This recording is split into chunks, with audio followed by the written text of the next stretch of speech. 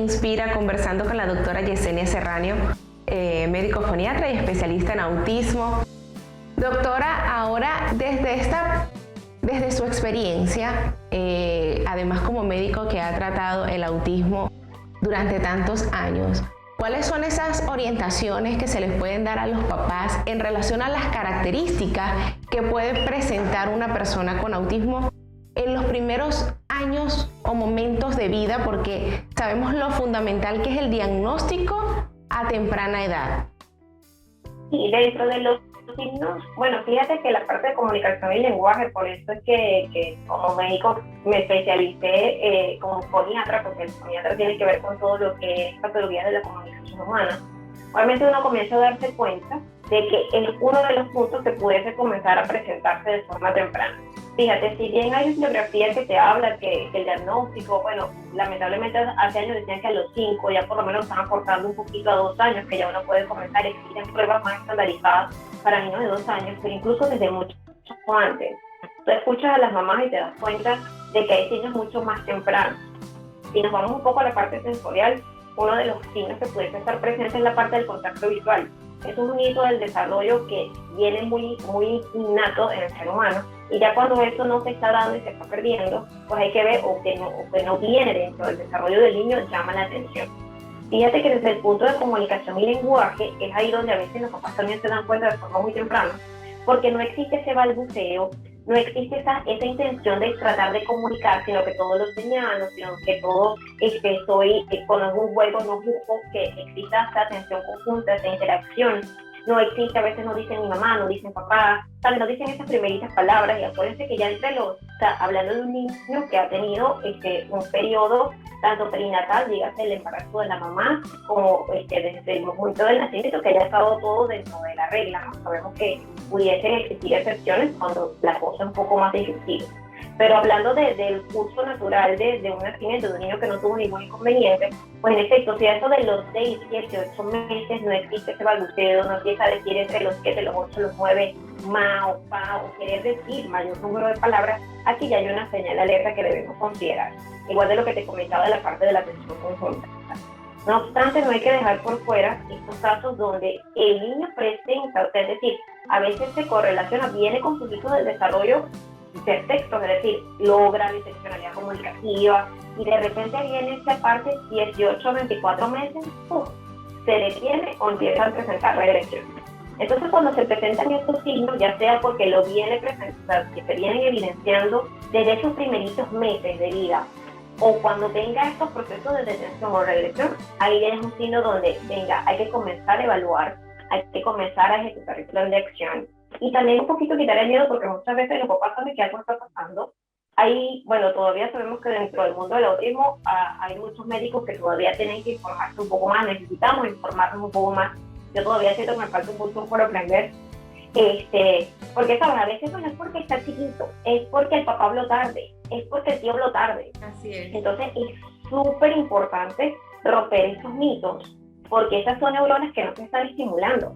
Y a esa edad es fundamental hacer todo el proceso de estimulación para que esa interconexión entre esas células cerebrales se dé de forma adecuada y óptima. Entonces, fíjate que, bueno, estos pudiesen ser aquellos primeros signos que debemos estar pendientes al momento del periodo de lactancia menor y mayor. Así es, doctora. Algo importante también en este proceso es al momento en que el papá recibe el diagnóstico. ¿Le ha tocado a usted dar este diagnóstico en primer momento como primer especialista a unos papás? ¿Y cómo se enfrenta esa situación ante los padres que precisamente no están preparados para recibir este diagnóstico? Sí, me toca muchas veces. Generalmente en la consulta, pues el complemento viene porque el psicólogo en nuestras evaluaciones extrañas, el psicólogo hace una parte, incluso el médico hace otra. Estamos entrenados en una de las pruebas para comenzar a pasarla, y sí, obviamente te comienzas a encontrar con muchos matices de cómo los padres reaccionan ante la noticia, porque obviamente empiezan un proceso de duelo.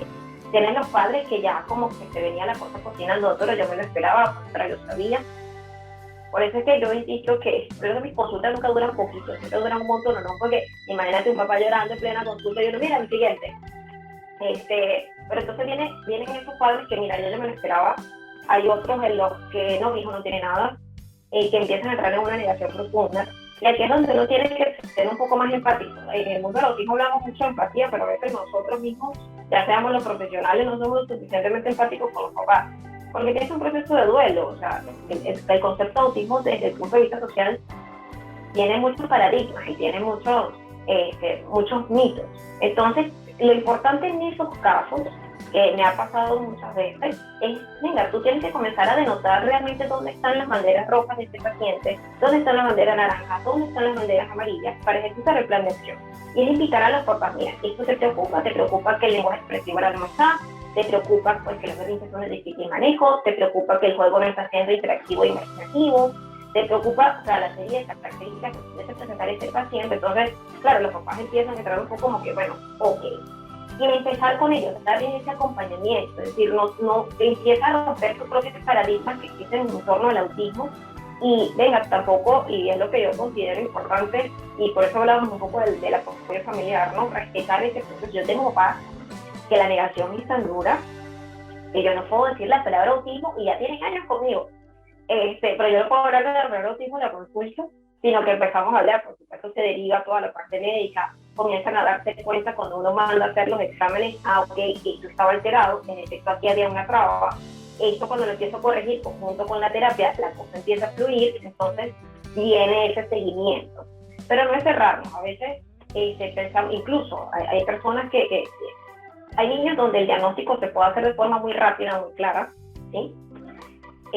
Pero es que uno tiene que ir más allá, porque en efecto ya a mí me pasa, ya uno empieza a ver y ya por algunos minutos tú puedes tratar cosas, pero es que no es solamente eso. El profesional tiene que decirle al papá, mira, ok, explicamos esto, pero esta es la debilidad del niño en este momento, estas son sus fortalezas en este momento, y resaltar estas características para que el plan de acción sea dirigido e individualizado. Es fundamental, ¿sabes? No debe ser una receta de cocina. Igual, hay niños que pueden tener algún problema de lenguaje y tú piensas que el primero es la terapia del lenguaje, y quizás si es un niño con una hiposensibilidad desde el punto de vista vestibular y propioceptivo que se manifiesta generalmente, que brincan, que no se están quietos, ¿sabes? Es un asunto que giran sobre sí mismos. Y, oye, tú necesitas tener el acompañamiento de una terapia ocupacional con integración sensorial para que el terapeuta del lenguaje no sufra, o el mismo paciente. Entonces, hay una serie de factores que tenemos que considerar antes de dar recetas de cocina y dar el diagnóstico. Son muchos de ellos.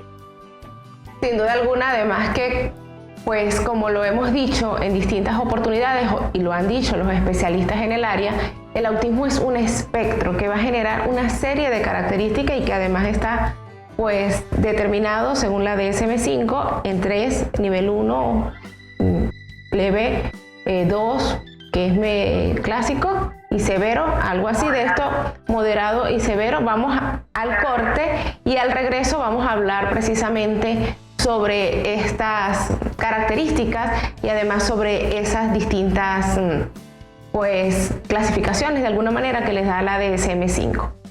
Con esto nos vamos a un corte en Gente que Inspira y regresamos con mucho más.